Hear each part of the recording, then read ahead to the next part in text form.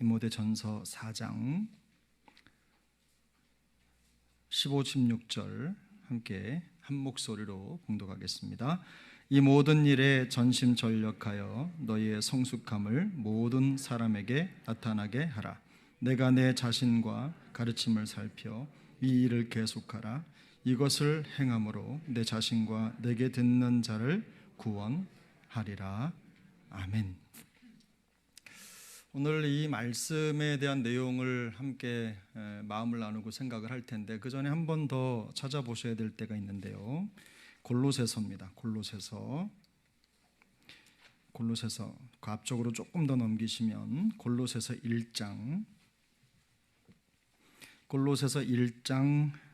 28절 29절 두 절 말씀인데요. 이 디모데 전서 말씀 손가락으로 이렇게 표시해 두시고 그다음에 골로새서 1장을 같이 읽겠습니다. 28절 29절 함께 읽습니다. 우리가 그를 전파하여 각 사람을 권하고 모든 지혜로 각 사람을 가르침은 각 사람을 그리스도 안에서 완전한 자로 세우려 함이니 이를 위하여 나도 내 속에서 능력으로 역사하시는 이의 역사를 따라 힘을 다하여 수고하노라. 아멘. 우리가 교회 생각하면 교회를 세우는 중요한 기둥들이 있습니다. 그러니까 중요한 기둥들이 여러 가지가 있는데 오늘 골로새서 1장 말씀을 중심으로 해서 교회의 기둥을 생각해 보면 대략 그 문맥을 나누는 개인적인 취향도 있겠지만 제가 볼 때는 세 가지 중요한 동사가 등장을 하는데 첫 번째 동사는 전파한다라는 동사입니다.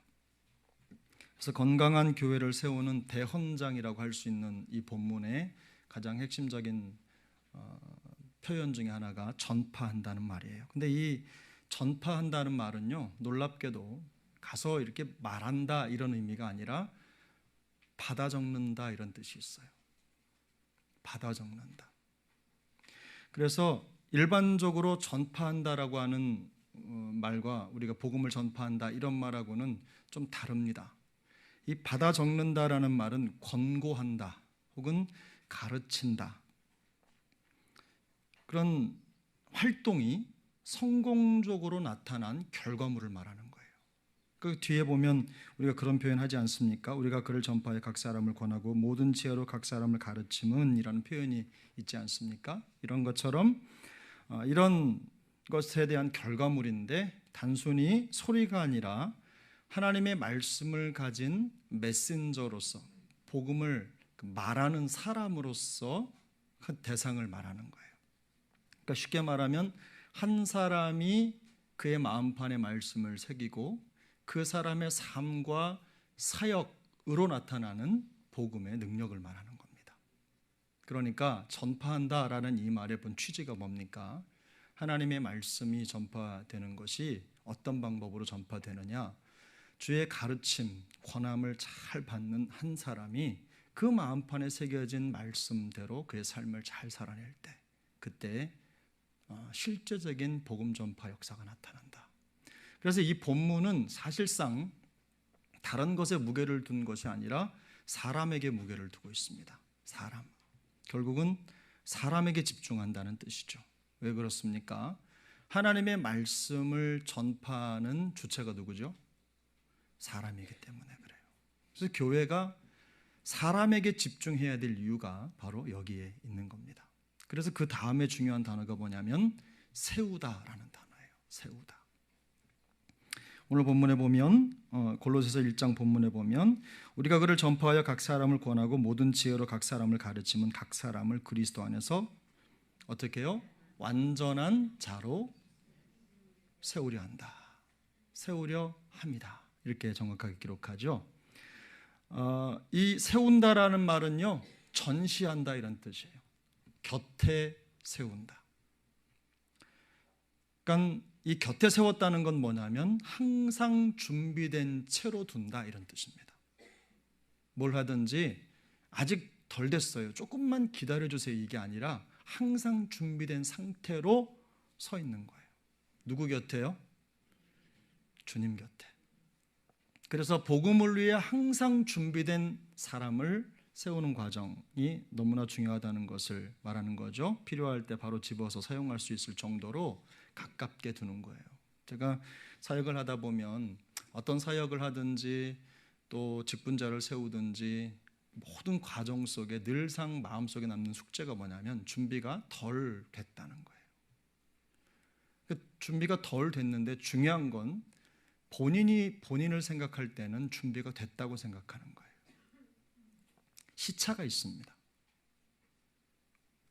그것도 맞을 수 있습니다. 근데 다른 사람이 나를 볼 때의 모습도 내 모습이지 않습니까? 그래서 이 두 가지의 갭을 줄여가는 게 사실은 신앙생활의 가장 큰 숙제입니다.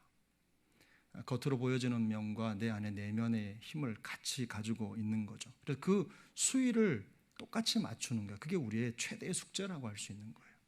그래서 우리가 신앙생활을 세워간다는 말은 바로 그런 균형을 세워가는 것이고, 영성, 내면과 외면의 균형을, 조합을 잘 맞춰가는 것이다 라는 것을 기억하셔야 되고, 이 세워진다라는 말은요 실제로 매우 개인적인 겁니다.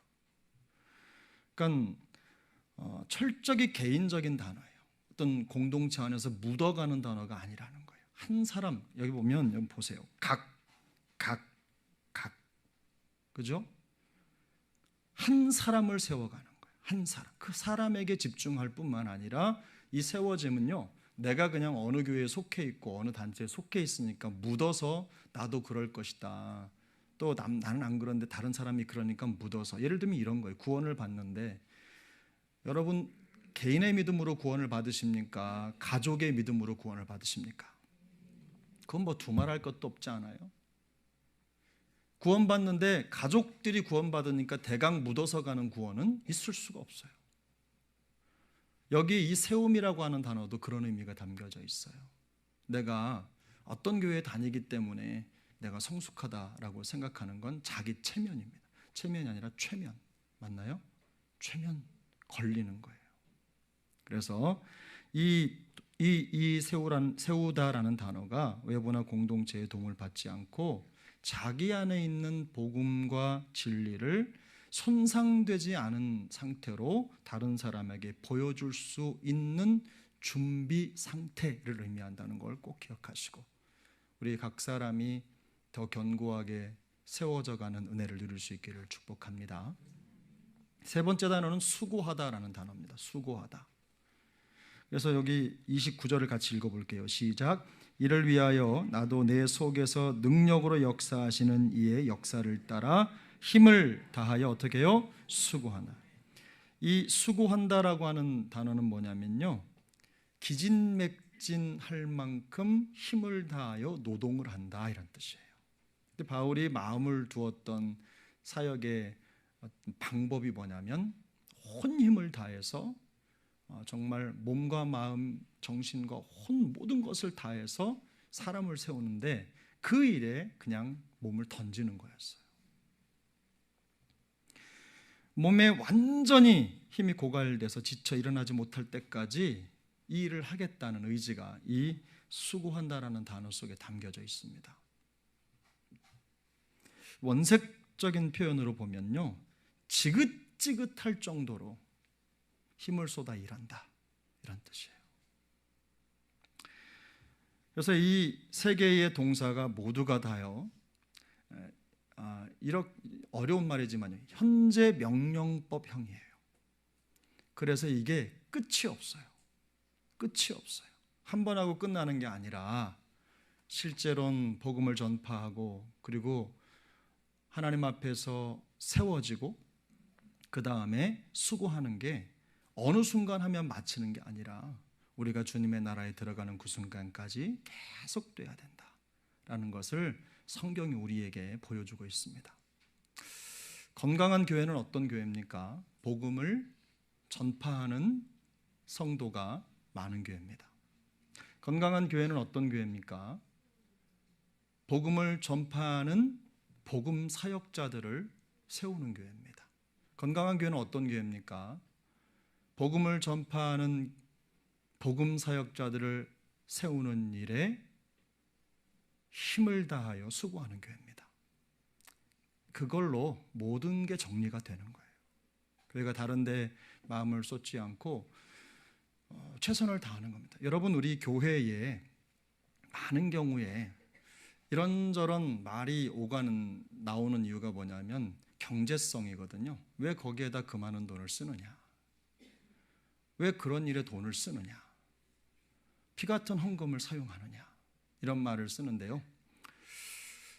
교회의 사역은요, 경제성을 따라가는 게 아니고 영적인 효율을 따라가는 겁니다.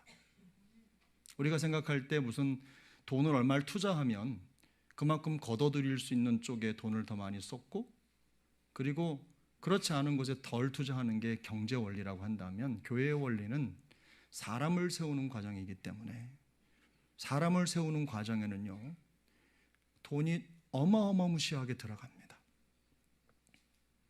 아주 작은 것에서부터 큰 것까지 그 사역을 감당하는 데 있어서 우리 교회가 경제가 아니라 하나님의 믿음의 원리로 물질을 사용하고 또 그 역사를 감당하는 교회가 될 수 있기를 바랍니다. 그래서 이 세 개의 동사를 다 연결해서 저는 28절에 보면 완전한 자라는 표현이 등장을 하거든요. 그래서 이 완전한 자라는 것은 끝, 목표 달성이라는 뜻이 있어요. 그래서 성장 발육이 끝나서 완전한 상태를 뜻하는 것입니다.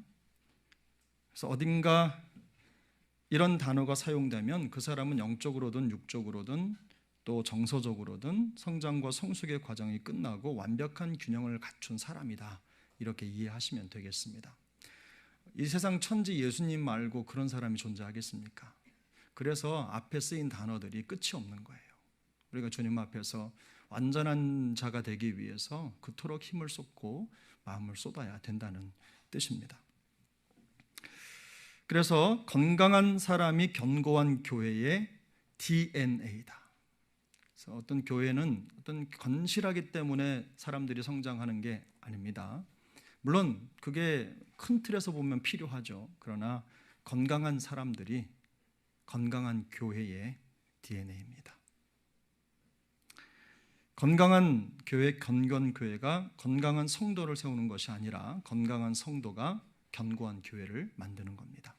그 교회 직분자들을 보면 그 교회의 성숙도를 알 수가 있습니다. 그 교회 직분자들이 얼마나 하나님의 말씀에 순복하고 또 순종하는가, 또 최선을 다하는가, 그 교회 직분자들이 예배를 얼마나 소중하게 생각하고 또 거기에 마음을 쏟는가, 좋은 예배자가 되는가에 따라서 그 교회의 성숙도가 말하지 않아도 보입니다. 우리 교회는 이래라고 말할 것 없이 그 교회 장로님, 그 교회 권사님, 그 교회 안수 집사님, 그 교회 집사님은 정말 따봉이 뭐죠? 좋아, 정말 괜찮아, 이런 표현을 이런 평가를 받으면 말할 것도 없습니다. 교회가 성장하는 데는 여러 가지 요소가 있지만 여러분, 저는 제일 중요한 게 그릇이라고 생각합니다. 사람을 받을 준비가 안 돼 있으면 교회는 성장하지 않습니다. 강력한 말씀이 선포가 돼도 사람을 받을 준비가 돼 있지 않으면 교회는 성장하지 않습니다. 그릇을 준비하는 게 중요합니다. 영혼을 담는 그릇을 준비하셔야 되고, 하나님의 말씀을 담는 그릇을 준비하셔야 되고, 명확한 교회의 건강한 교회의 표지들을 삶 속에 가지고 거기에 집중하는 삶을 우리가 살아낼 때 우리 교회는 더욱더 견고한 교회가 되는 것입니다. 그래서 여러분, 이런 일을 이루는 것이 사실은 성경은 우리의 능력 밖이라는 것을 명확하게 보여주고 있어요. 그 뜻이 뭐냐면 28절에 보니까 어떻게 한다고 했죠? 바울이 요즘 제가 말하면서 자꾸 사투리가 나와요. 네. 바울이 어떻게 한다고 했어요? 이를 위하여 나도 내 속에서 누구를 따라서? 능력으로 역사하시는 이의 역사를 따라서. 이게 우리의 힘으로 안 된다는 걸 전제하고 있는 거예요. 결국 누구를 따라서? 성령께서 도우셔야만 이런 일이 가능하다라는 거죠. 그래서 사람을 세우는 일은 거기에 우리가 그저 열심히 한다고 되는 게 아니라 성령께서 인도하시는 대로 순복하며 나아갈 때 이런 일들이 가능해진다라는 것을 여러분 꼭 기억하시기를 바랍니다. 우리 각자가 온전한 자가 되는 목표를 이루기 위해서 성령의 동역자가 되어야 된다는 뜻입니다. 우리 하나님은요, 첫날을 하루처럼 보시는 분이시죠. 그래서 성령의 걸음걸이는 우리가 따라갈 수 없을 만큼 깁니다. 그래서 성령을 따라가려면 어떻게 해요? 가랭이가 그 다음 말씀은 제가 참아드릴 수가 없을 것 같고, 그래서 우리가 성령을 따라 역사한다는 말은 참으로 무서운 말입니다. 그래서 우리가 힘을 다하여 수고한다는 말과도 일맥상통하는 것인데, 우리가 성령을 따라 함께 성령과 동역하면 우리가 예상하지 못했던 놀라운 일이 우리 교회에 나타나게 될 줄 저는 확신합니다. 이것이 사역의 원리예요. 근데 그런 사역의 원리를 통해서 우리 교회가 건강하게 되면 건강한 교회에 나타나는 표지들이 있는데, 저는 그걸 세 가지로 정리합니다. 그래서 견고한 교회, 건강한 직분적 견고한 교회 키워드가 뭐냐? 첫 번째는 성숙이고, 두 번째는 안정이고, 세 번째는 행복입니다. 그래서 오늘은 시간이 좀 줄은 관계로 아주 빠르게 나머지 내용을 살펴볼 텐데, 우리 처음에 읽었던 디모데전서 4장 말씀 우리 한 번 더 읽겠습니다.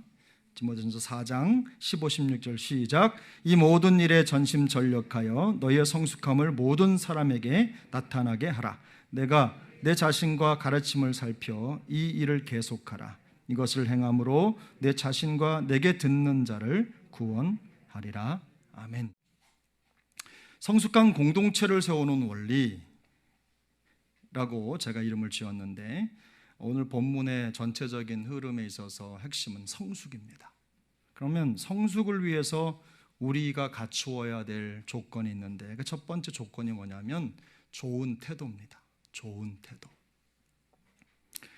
디모데전서 4장 15절에 이 모든 일에 전심전력하여 너의 성숙함을 모든 사람에게 나타나게 하라. 근데 이 전심전력이라고 하는 단어는요, 고통을 감수한다 이런 뜻이에요. Take pains. 내가 고통을 감수한다 이런 뜻입니다. 특별히 생각하고 공부하는 것에 있어서 부지런을 떠는 거예요. 그래서 디모데가 자기의 영적인 성숙함을 드러내기 위해서는요, 정말 열심히 달려야 했습니다. 정말 열심히. 나이가 어렸기 때문에 이미 교회에 자리 잡고 있는 많은 분들에게 그 영적인 성숙함을 드러낸다고 하는 게 결코 쉬운 일이 아니었어요.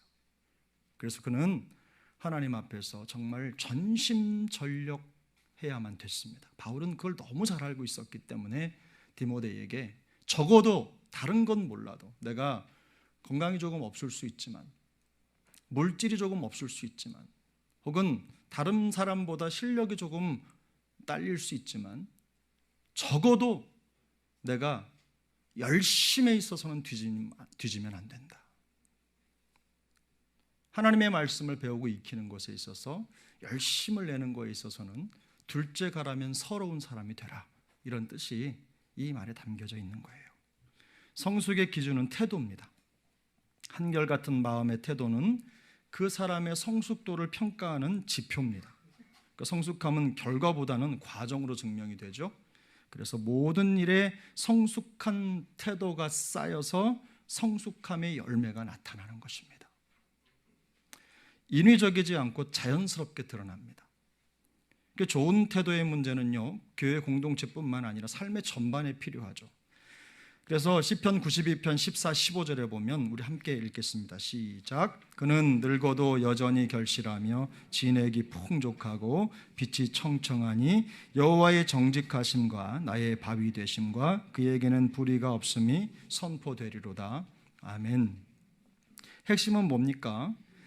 마지막에는 하나님이 어떤 분이신지를 드러내는 사람인데, 그 과정에 보면 늙어도 열매를 맺고 진액이 풍족하고 빛이 청청하다. 그런데 여기에 핵심 단어가 뭐냐면 여전히라는 말이에요. 여전히. 젊었을 때 그랬던 것처럼, 왕성하게 사역했을 때처럼 언제나 그때에 맞는 열매를 맺고 있다는 거예요. 그래서 이건 뭐냐면, 물론 이 본문의 배경은요, 그가 어느 때에 이런 영향력이 드러나느냐, 여호와의 뜰 안에 있을 때, 이 92편의 배경에서는 그렇습니다. 하나님의 뜰 안에 있을 때, 하나님의 보호를 받고 하나님의 감찰을 받고 말씀을 따라갈 때, 이런 역사가 나타난다라는 게 큰 그림인데, 바로 저는 이게 우리 그리스도인들에게 있어서는 가장 좋은 태도라고 확신합니다. 그래서 이런 좋은 태도는 그 한 사람의 영향력의 수명을 결정합니다. 나이가 많이 들었기 때문에 영향력이 나타나지 않는 게 아닙니다. 성경은 백발은 영화의 면류관이라고 분명히 말씀하고 있어요. 정상적으로 우리가 하나님의 말씀 앞에 우리를 세우면 나이가 들수록 그 영향력이 깊어지는 것입니다. 한마디의 권위가 있는 것이고, 또 그것을 통해서 수많은 사람들의 방향, 생각의 방향을 결정하는 능력을 갖게 되는 거예요. 시간이 결정하는 게 아니라 그 사람이 하나님 앞에서의 어떤 태도를 가지고 있느냐가 그의 영향력을 결정하는 것입니다. 그래서 여러분, 우리 교회는 내가 우리 교회 몇 년 다녔는데 이게 감투가 되지 않기를 바랍니다. 자꾸 그 연수를 말하면요, 그런데 연수가 지났는데 인정을 받지 못하면 내가 지금 이 교회 몇 년 됐는 줄 알아? 라고 해서 내 입으로 내가 그걸 말하는 순간에 나는 지금까지 제대로 살지 않았어 라는 걸 스스로 자인하는 꼴이 되는 거예요. 그래서 여러분, 연차를 내세우기보다는 하나님 앞에 나타나는 그 성숙함을 앞세우는 우리 모두가 될 수 있기를 축복합니다. 자, 여러분, 질문이 있습니다. 당신은 모든 일에 전심전력하는 좋은 태도를 가지고 있는가? 예 아니면 아니오로 적으라고 하면 마음이 많이 부담이 되실 테니까 동그라미, 세모, 네모로 적겠습니다. 본인만 아는 걸로. 동그라미, 세모, 네모. 자, 그다음 두 번째 기준은 명확한 조건은 명확한 기준입니다. 명확한 기준. 그래서 디모데전서 4장 16절인데 함께 읽습니다. 내가 내 자신과 가르침을 살펴 이 일을 계속하라. 아멘. 그래서 보면 살펴라는 말은요, 집중하라는 말이에요. 내가 가지고 있는 모든 신경을 거기에다 쏟아 넣으라는 뜻이에요. Pay close attention. 내 마음속에 있는 모든 집중력을 거기에 완전 다 쏟아 넣으라, 이런 뜻이에요. 그래서 눈을 고정하고 주의하여 집중하라, 이런 뜻입니다. 시선을 변덕스러운 주변 상황이나 결과에 두지 말고 하나님의 말씀이 가리키는 방향에 두라는 뜻이에요. 그 디모데의 마음을 심란하게 하는 요소들이 많았다는 뜻이죠. 교회에 가면 여러분 어떻습니까? 산적한 문제들이 있잖아요. 이런 문제 저런 문제, 많은 문제들이 있어요.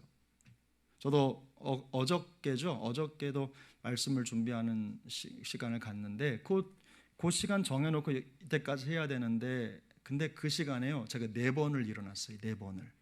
이런 일 저런 일을 처리해야 되고, 원래 앉으면 끝까지, 웬만하면 끝까지, 화장실 가고 물 마시는 거 말고는 끝까지 앉아 있어야 되는데 4번을 일어나서 밖에 나갔다 들어왔다 했어요. 이런 일들 때문에 많아요, 처리해야 될 일들이. 디모데 역시 그곳의 목회자로서 얼마나 많은 일들을 처리해야 됐겠습니까? 그런 마음을 심란하게 하는 요소들이 얼마나 많았겠어요. 근데 그런 상황 속에서 마음을 다잡는 데 필요한 것은 역시 하나님의 말씀입니다. 그래서 거기에 마음을 쏟는 거죠. 교회 사역은요, 앞에도 말씀을 드렸지만 이윤을 남기는 기업체의 운영과는 달라요. 돈을 벌 것 같으면요, 주식 투자를 하는 거죠. 더 많이 이윤이 남는 데다가 돈을 저축해 놨다가 이자를 받으면 그만이고, 또 부동산을 사든지 돈을 많이 버는 방법대로 우리가 돈을 쓰면 되는 거예요. 사업가는 이윤을 남기는 것에 기준을 두고 성공 여부를 판단합니다. 그래서 더 좋은 결과를 얻기 위해서 방향을 결정하죠. 그 이윤을 남기는 것이 그들에게 있어서는 성공과 실패의 절대 기준이에요. 그런데 교회는 성도는 성도의 성숙함, 그 신앙 성공의 기준은요, 그런 게 아닙니다. 신앙 성공의 기준은 하나님의 말씀의 기준을 지키느냐 그렇지 않느냐에 따라 달려 있어요. 그래서 고린도후서 3장 14절 함께 읽어보겠습니다. 그러나 그들의 마음이 완고하여 오늘까지 구약을 읽을 때에 그 수건이 벗겨지지 아니하고 있으니 그 수건은 그리스도 안에서 없어질 것이라. 히브리서 3장 8절입니다. 광야에서 시험하던 날에 거역하던 것 같이 너희 마음을 완고하게 하지 말라. 사랑하는 여러분, 이스라엘 백성들이요, 하나님을 모르는 백성이 아닙니다. 그런데 그들을 항상 얘기할 때 그들의 문제점은 바로 여기 있어요. 마음이 완고한 거에 있었어요. 이 완고하다는 말이 뭐죠? 딱딱하게 굳어있다라는 뜻이에요. 돌같이 굳어있다는 뜻이에요. 그래서 느끼지 못한다. 돌처럼 딱딱한 영적으로 둔감한 상태에 놓여 있다. 그래서 하나님이 말씀하시는 것에 대해서 바르게 반응하지 못한다는 걸 의미하는 거예요. 성숙함의 증거는 뭡니까? 민감함이죠. 뭐에 대한 민감함입니까? 성령의 인도하심에 대한 민감함이에요. 하나님의 말씀에 제대로 반응을 하고 있는가? 그래서 성도의 성숙도의 기준은 그가 말씀에 설득되고 있는가? 믿음이라는 헬라어 단어 제가 말씀드렸죠. 설득하다라는 말에 그 어원이 있어요. 그래서 우리가 하나님의 말씀, 하나님께 믿음이 있다라고 하는 것은 언제든 하나님의 말씀에 설득될 준비가 돼 있다는 뜻입니다. 저는 그것을 다른 표현으로 말한다면 순종이라고 말하고 싶어요. 사실은 순종은 그것보다 한 발 더 나가는 것이지만 내가 설득되지 않아도, 이해가 되지 않아도 하나님의 말씀을 따라가는 것이 진정한 순종이죠. 근데 믿음이라고 하는 건 매우 우리 하나님께서 그 단어를 통해서 우리에게 드러낼 때 하나님의 말씀에 대한 우리의 태도를 보여주는 단어라는 뜻입니다. 성숙한 믿음의 증거는요, 그리스도의 복음과 하나님의 말씀에 설득되는 삶을 살고 있는가에 달려 있어요. 그래서 말씀에 대한 치열한 순종이 성숙을 만듭니다. 한번 같이 해보실까요? 시작. 말씀에 대한 치열한 순종이 성숙을 만든다. 그래서 이런 사실을 종합해 갈 때 우리 모든 일에 전심전력이라는 방법을 취해야 되지만 그 방법과 열심의 방향은 내가 가지고 있는 내 나름대로의 기준이 아니라 정확한 하나님의 말씀이라는 것을 늘 확인하셔야 됩니다. 신앙생활 하는데요, 항상 그 자리에 올라가지 못하고 자리에 계신 분들을 보면 자기 나름의 신앙생활의 기준을 가지고 있습니다. 헌금의 기준, 예배의 기준, 또 헌신의 기준, 봉사의 기준. 그래서 자기 기준에 맞추는 거예요. 그런데 공동체가 가지고 있는 보편적인 기준도 있지만 우리가 교회를 지탱하는 직분자로서 우리가 가져야 될 가장 중요한 기준은 하나님의 말씀이고 말씀의 가르침입니다. 이걸 늘 확인하셔야 돼요. 성숙은 교회 안에서 시간을 많이 보낸 사람들에게 나타나는 것이 아닙니다. 모든 일에 전심전력하고 하나님의 말씀이라고 하는 절대 기준에 설득되는 삶을 살려고 몸부림치는 그런 사람들, 그 전쟁 같은 삶을 살아가는 사람들에게 들이 얻는 영적인 뭘까요? 전리품이다. 전리품이란 뭐죠? 전쟁에서 이기면 얻는 걸 전리품이라고 해요. 그래서 내가 치열한 영적인 삶을 살아내면 얻어지는 게 뭐예요? 성숙이라는 거예요. 우리가 놓쳐서는 안 되는 것이 있습니다. 그것은 우리가 복음이라는 성경의 증언이에요. 우리가 뭐라고요? 복음이다. 디모데전서 4장 16절을 같이 한번 읽겠습니다. 내가 내 자신과 가르침을 살펴 이 일을 계속하라. 이것을 행함으로 내 자신과 내게 듣는 자를 구원하리라. 아멘. 내 자신과 내게 듣는 자를 구원하리라. 이 선언은요, 우리가 복음이라고 하는 사실에 대한 선포예요. 그래서 우리는 내게 듣는 자를 구원하리라 라는 표현 앞에 내 자신이라는 말이 있다는 것을 놓쳐서는 안 됩니다. 그래서 가장 복음적인 선교가 필요한 사람은 누구예요? 바로 나 자신이다. 복음이 필요한 대상이라는 거예요. 거기에 대해서 복음과 말씀으로 변화된 우리는 다른 사람을 구원의 길로 인도하는 이정표다. 구원의 통로다. 세상은요, 우리 교회를 보기 전에, 그리스도를 보기 전에, 하나님을 보기 전에, 교회를 보기 전에 누구를 먼저 봐요? 우리를 먼저 봅니다. 세상에 대해서 우리는 그리스도를 보여주는 복음의 창문이죠. 꼭 기억하셔야 돼요. 우리의 성숙은 우리만의 문제가 아니죠. 우리를 통해 세상을 구원하시려는 하나님의 계획, 그 계획의 성취라는 걸 꼭 기억하셔야 돼요.